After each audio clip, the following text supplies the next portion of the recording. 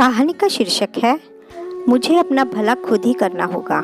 रमेश का घर दुल्हन की तरह सजा हुआ था। रंग बिरंगे फूलों से बने हार, रंगीन बल्बों की सीरीज, बेहद आकर्षक मंडप और कानों को प्रिय लगे ऐसा लाजवाब संगीत चल रहा था।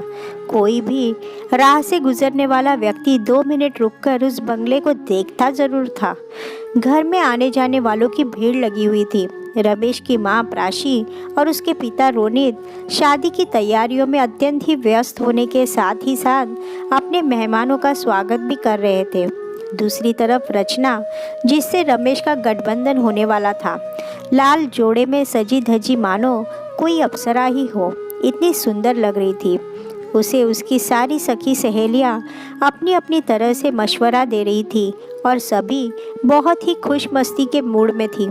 रचना भी काफ़ी खुश थी और होने वाले पति के साथ अपनी भावी जिंदगी के सपने बुन रही थी।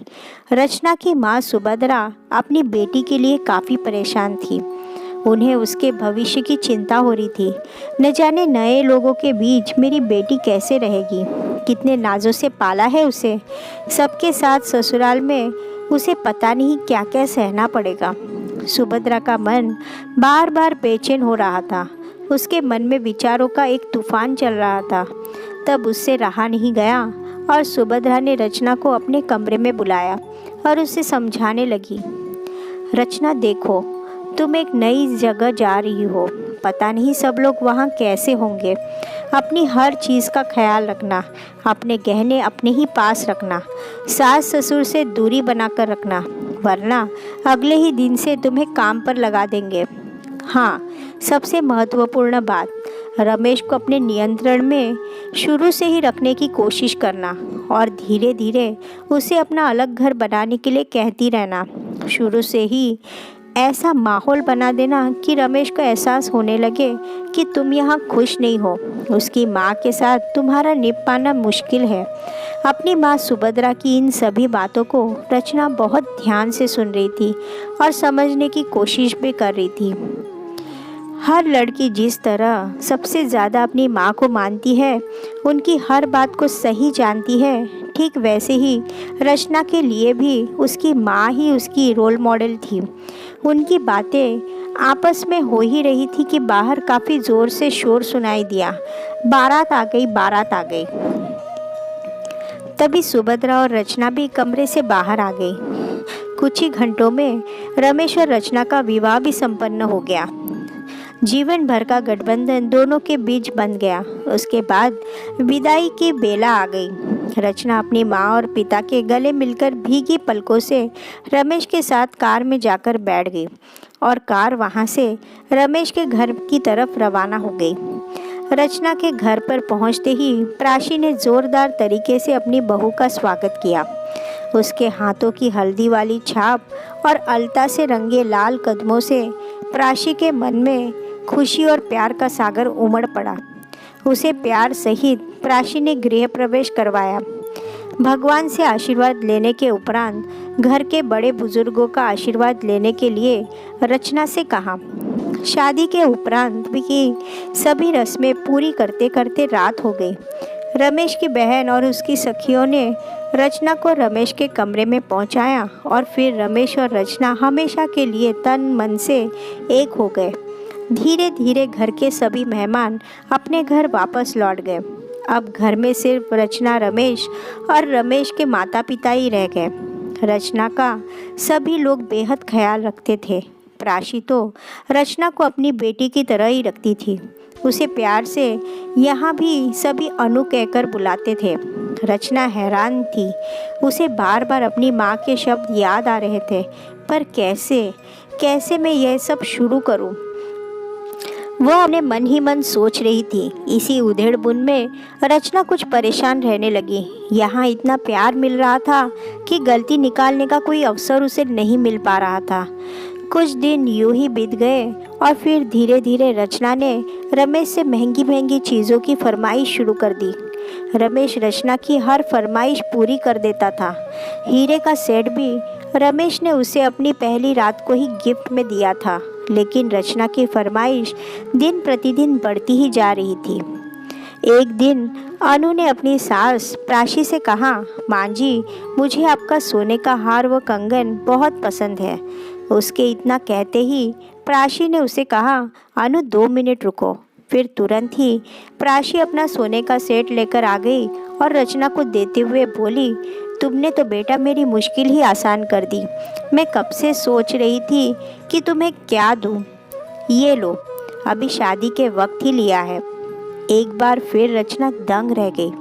उसे बिल्कुल उम्मीद नहीं थी कि उसके मांगते से ही प्राची उसे इतना कीमती तोहफा दे देगी।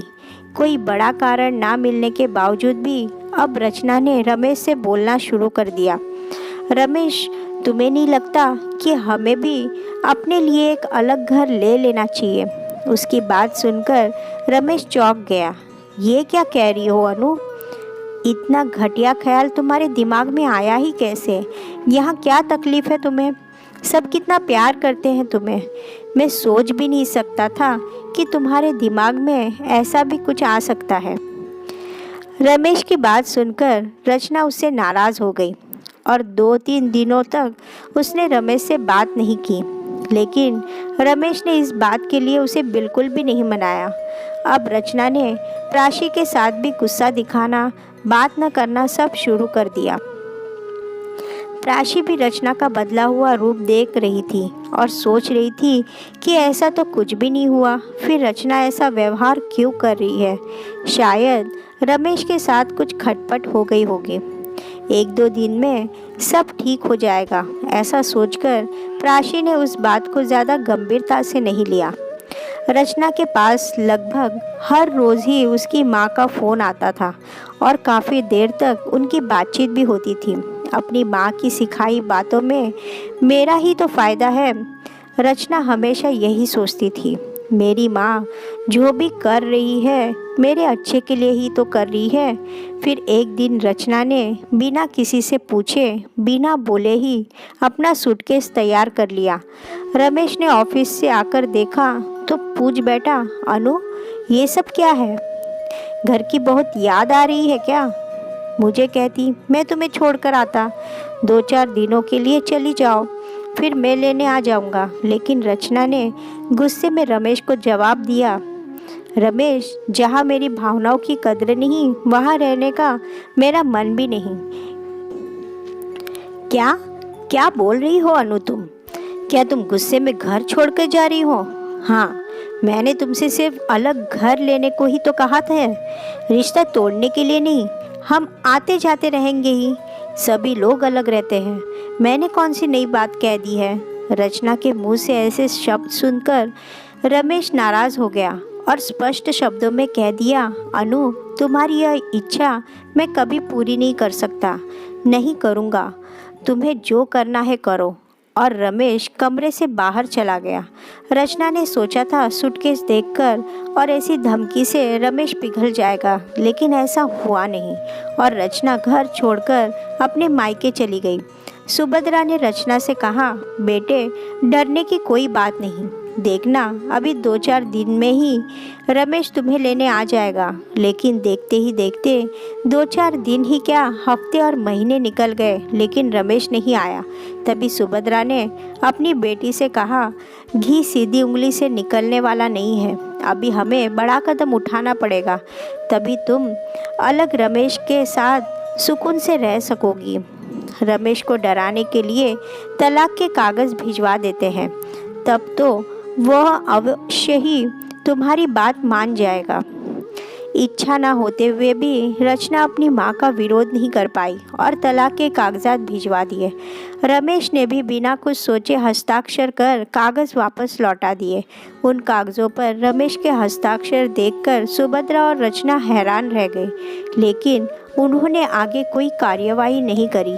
इसी बीच रचना के भाई की शादी भी तय हो गई और धूमधाम से उसके भाई का विवाह हो गया।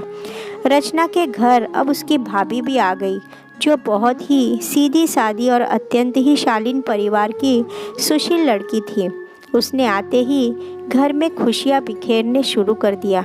रचना से सुभद्रा से सबसे बेहद प्यार और सम्मान के साथ पेश आती थी।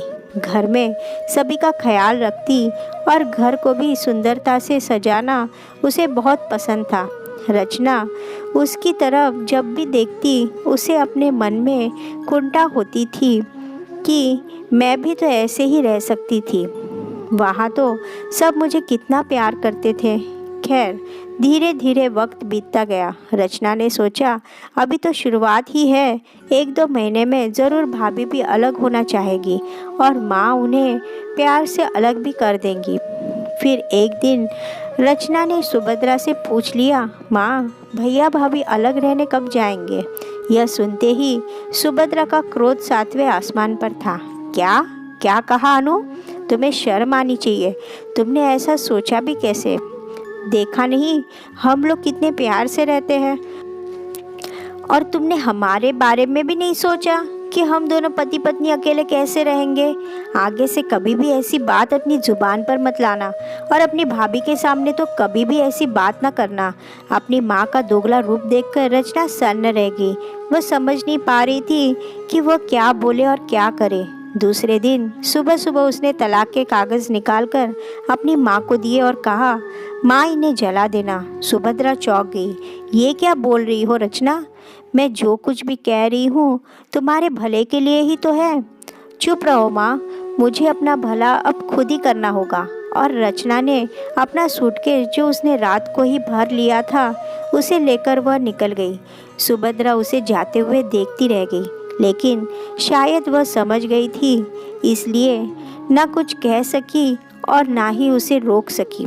रचना अपने असली घर पहुंच गई और जैसे ही बेल बजाने के लिए हाथ उठाया उसे अंदर से कुछ आवाज़ आई। तब उसका हाथ वहीं रुक गया। प्राची और रमेश के बीच बातचीत हो रही थी। प्राची रमेश को समझा रही थी, रमेश बेटा नाराज़ मत हो, अनु में अभी बचपना है, देखना उसे एक दिन अपनी गलती का एहसास ज़रूर होगा और एक ना एक दिन वह ज़रूर वापस आ जाएगी। हमारे परिवार की बेटी है, हमारी जान है वह। हमारे घर के दरवाजे उसके लिए हमेशा खुले रहेंगे और दिल के दरवाजे भी।